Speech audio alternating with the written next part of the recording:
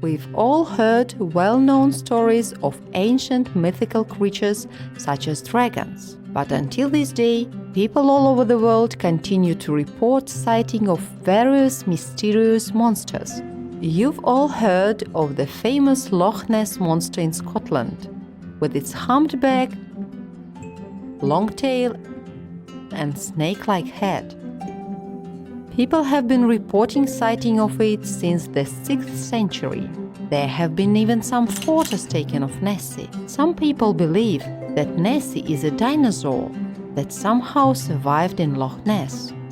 People in Norway have the legend of the Kraken, a horrifying deep-sea monster that was 1.5 miles across. As ships approached, the Kraken would wrap its giant tentacles with sharp hooks around them, or create a violent whirlpool to put them down to the bottom of the ocean.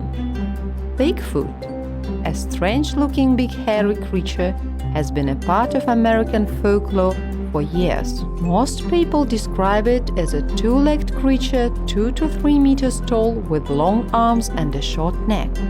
Some scientists believe it could be a species of extinct ape, but unfortunately, so far no one has found a Bigfoot body or skeleton.